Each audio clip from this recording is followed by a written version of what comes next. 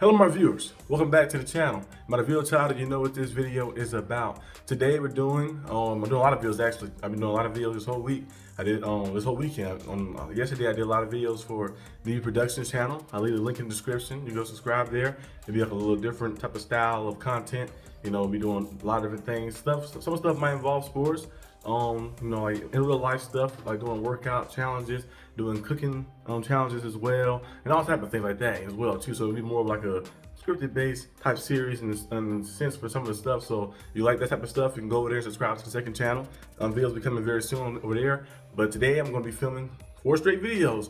They kind of like correlate with each other mostly, of course, on this channel. You'll probably see all of them actually this week are here. It's going to be a big week, of course, as you guys know. In a few weeks, the draft will be here too as well. So I'm about to dive into doing some videos discussing all stuff about the draft. And starting off first, of course, my team, the Steelers. You know, our team, our Steelers. I have to discuss them, of course. So today I'll be diving into 5 D linemen. 5 D linemen I think the Steelers should draft if they was to draft D linemen in the first round. I don't know exactly what they're going to do. We all think they should draft a D lineman, but this is 5 D linemen the Steelers should draft. And I'm about to dive into all those D linemen and break them down and see which one is the best one, ranking them from 5th all the way to the 1st, and dive into that right now.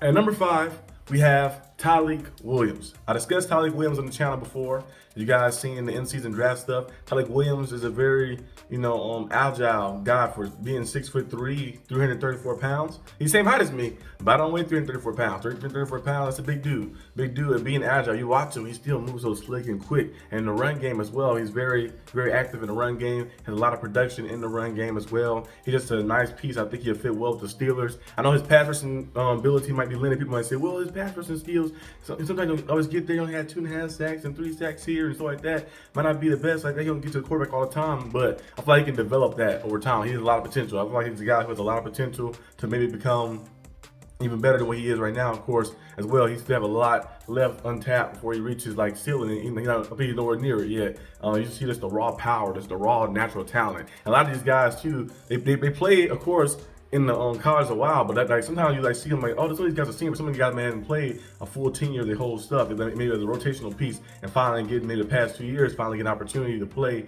and go out there and fully start. So you're still seeing a lot of raw talent and raw power. You see that from Tyleik Williams as well, and you see this natural ability he have. And I feel like if he developed well, which the Steelers do a good job at developing front 7 guys, the edge rushers, some D linemen as well. Steelers do a good job at doing some of that, linebackers and stuff, of course. So I think Tyleik Williams comes to the Steelers. The Steelers can develop him to even more of a better pass rusher, but also can benefit well from his ability to play the run effectively and also read block schemes effectively too. Like that, he has good IQ and knowing play recognition and knowing how to beat blockers and destroy blocks and stuff and go out there and just make plays in pursuit. So he's a nice person to bring to the team. So the Steelers was to look to bring a guy in.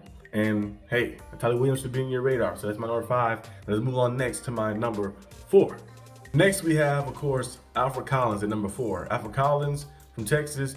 He's a big D lineman. He's like 6'6" as well. 334 pounds, I think, as well. Something similar a little bit. 332 pounds, yeah. So he's a big D lineman.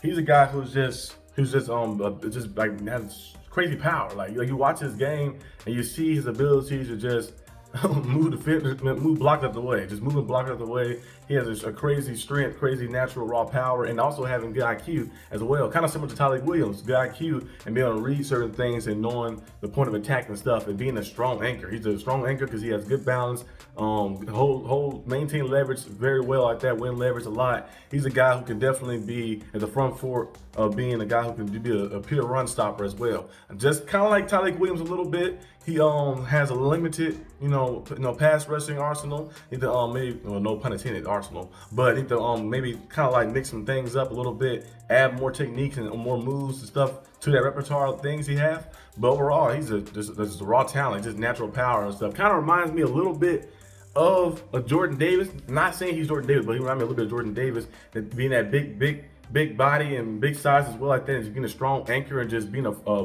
brunt force up front, showing that you can beat double teams as well. You get double teamed consistently at times, because sometimes he does be going out there and just game wrecking stuff up and being able to stop the run, and the Steelers missing that right now. So the pass rushing thing is one thing that might be a knack. People might say, well, they don't rush the pass rush good. We'll need that. You got TJ Watt, Alex Highsmith, Cam Hayward, Keanu Benning, Herbig for that We need a guy who can be up front, who can be an anchor, who can hold those gaps and win, be sturdy too, and have leverage and win leverage a lot of times against these, of course, interior O-linemen and stuff. And I feel like he's one of those guys who can definitely do that. The Steelers struggled a lot, with getting to the edge as well. A guy like this has lateral agility as well to get to the edge and to set those edges. And the Steelers struggle a lot too, closing those gaps.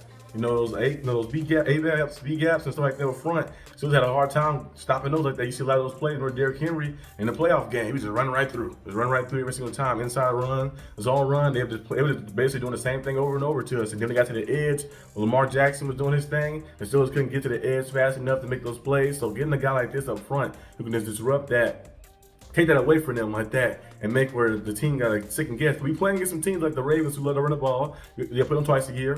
We played them 3 times a year last year for the playoff game. And then also you play against the Bengals. They don't run the ball as much, but they still can run the ball. And the Browns love to run the ball too. They're going to play them as well 2 times a year. So you need to be ready to be able to stop that run and go out there and handle business, and especially when you play against those teams. You got the Bills in your conference who have to run the ball a lot as well too. The Chiefs, they don't run the ball as much, but they still can run the ball effectively. They ran the ball pretty solidly against us when we played them too. So you have a guy up front who can be able to stop that run and be up there and be just an anchor for you. I think Alfred Collins could be that guy. So that's why I had him at number 4. And move on next to my number 3 D lineman.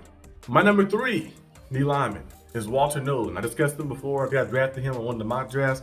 Walter Nolan from Ole Miss. He's a little smaller in size than the other D linemen, but only in weight. He's like 6'4", of course, still, but only in weight. He's like 290, I think. I think the other ones are like 334, 332 and stuff as well. He's a little smaller in size like that, but his versatility sets him apart. He plays very tough, and his strength is very good and stuff in the trenches. Has a high motor as well, and he can play all through the line like that. That's why having him. He's a versatile player like that, so you can line up in different spots out there and kind of confuse some things up. You can put him in different spots, and he just go out there and shine. He's showing that consistency and being able to do that as well. And also, he's a natural leverage winner as well. A guy who can win leverage like that, a guy who can hold the gap. Might have I know people have said something about his arms being a little shorter, but I'm like, I don't care about that. If you go out there and you can still play and make those plays, no one caring if your arm's too short. I've been seeing sometimes, like I see where they say, well, this player right here, he's not the tallest like that, but he's still productive. He's putting up 1,000 yards, receiving yards a year. So I'm like, he's doing something right. So I'm like, sometimes a player might not have the ideal body frame, but if you have the technique and you have the motor, and motor is something you can't teach like that. Walter doesn't have that motor. You see him play with tenacity every single snap and stuff. And sometimes you can't teach that thing. That's like something you just gotta have in you like that, because something like that's just your will like that to go out there to not be broken in anything. And Walter Nolan plays very, very good, a versatile player and stuff as well. I think having him on a D line would be very good because it opened up so much more. Remember we had DeMarvin Leal.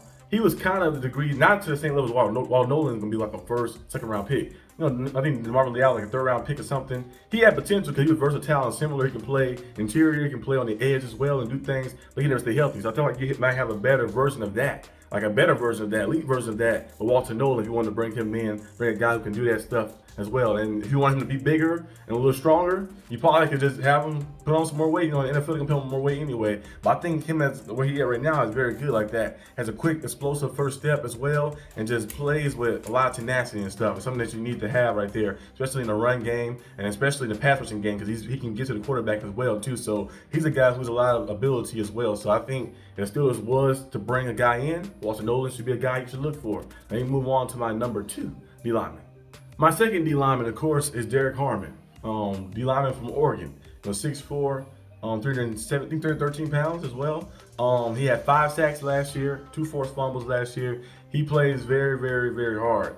He's a natural, being that height, you always naturally kind of win leverage sometimes, being that height and that size and stuff, and getting your arms and your hands under no lineman like that to be able to drive them, of course. And he just destroys the pocket. Many times you watch his highlights, you watch his film, he just go out there and destroy the pocket, having that bull rush, one of the best ones I think in at all the linemen and stuff like that, just being out there with natural raw power and stuff, and good hand usage as well like that, powerful and quick hand, thunderous hands like that. Was like, they always talk about that a lot of times when they see like the D lineman want to have quick hands, thunderous hands. I know you guys have watched that remember Joy Porter Senior, remember that old documentary thing that's on the Football Life, and he was talking about the different stories, like he said he used to do karate trained to have quick hands like that and be able to counter what the O-lineman doing. This guy got those quick hands like that. Quick hands and being able to put up there, thunderous hands was powerful, and being able to drive guys back. And I think, hey, you get a guy like that up front who's able to be effective, because like I mentioned, the 5 sacks, 2 forced fumbles, was effective in the pass rushing, but also effective in the run as well, like that too, with the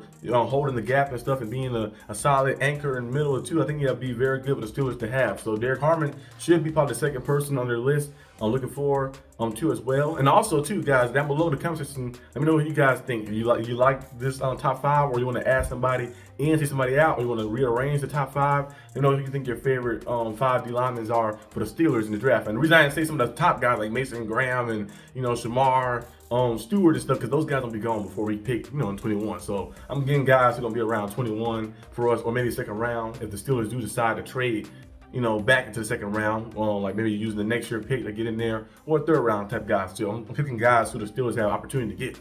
But I think this guy right here, Derek Harmon, would be nice. Just on that natural raw power and also IQ. A lot of these guys I mentioned too, the reason I like these guys, because they have good IQ. They can recognize and sense when it's a zone run, when there's certain things and stuff as well, and they know how to go about the technique to get to that side to kind of disrupt that stuff. So they do a very good job of doing that. I think you want to add a guy like this up front. It's a big behemoth up front. You bring in a Derek Harmon, I think he'll help out a lot. But let me move on to my last one, which is my first D lineman. And number 1, we have, of course, you probably already know, Kenneth Grant. Kenneth Grant is a guy that Steelers, I think Steelers fan media, Steelers media, and the whole NFL media, all the stuff, the fans themselves, the supporters, everybody who support the Steelers team in any way, have been saying Kenneth Grant. Kenneth Grant is a big body up front. He's an amazing player, of course. He's a freak athlete, really, because you look at the size that he is as well, like that. You look at all from when he first got there as a freshman, he was like 360. He's a little smaller now, slimmed down a little bit more, but still being able to run a sub-5 as a freshman at 360 and stuff at that height, 6'4", was very impressive. And you see him now even more athletic, even more quick and faster with that same power as well. Like get the quick first step as explosive, and making things happen and stuff. And also, in the pass rushing, he's pretty solid, pretty good at doing that too. But in the run game, he can be a big anchor. He can lock some things up. I feel like this is the ideal pick the Steelers need to get, because he has the ability and the balance of both. And the Steelers love guys who are very productive against high-level competition, because he played in Michigan, high-level competition, playing against some of the best, and also having championship experience, which matters a lot too. Because people always say, well, championship in college don't translate to the NFL, but having championship experience and being around that and knowing what it takes to get to that point, playing at high-level competition, you play against the top teams in college, that actually does help you to translate better, because some of those guys play in the pro-level style offense where you got to go against and you be used to some of the stuff. I ain't saying it'll be easy, of course. It's the NFL. NFL is the best of the best, but also it should be an easier transition from somebody who didn't play against pro-level offenses all the time and stuff. So I think Kenneth Grant will be a top-level guy in the league, and just go out there and just make plays. And also in the pass rushing, he does always have a lot of pass deflections as well. The Steelers love doing that. We see TJ Wise, the Cam Haywards, the Campbell Bennons, all different guys who put their hand up and be able to bat the ball down and stuff. They can get to the quarterback. So he always active. He always find a way to try to make a play. If he can't get there to make it himself, he's going to find a way to do something, to disrupt something and make something happen. I feel like he'll be a nice piece. It could be a guy who can maybe be a Steelers lifer. Usually defensive players for the Steelers are usually Steelers lifers most of the time. So maybe he can be around for a long period of time. The Steelers can get him right. And you have Cam Hayward there to help him too. Campbell Bennett, who's there, who's entering his 3rd year, to help as well. I think kind of get things going. I think you'll see some pretty good production from him in his 1st year. He can definitely be a guy who be a top rotational piece. So you might rotate him in and out like that, and definitely maybe be starting, a year 2 or something. So have to wait and see. But this is my list right here. I think this is a cool list. Let me know down below what you guys think. Who your top 5 D linemen for the Steelers is on your list as well. And I'll see you guys next time on the channel. Peace out.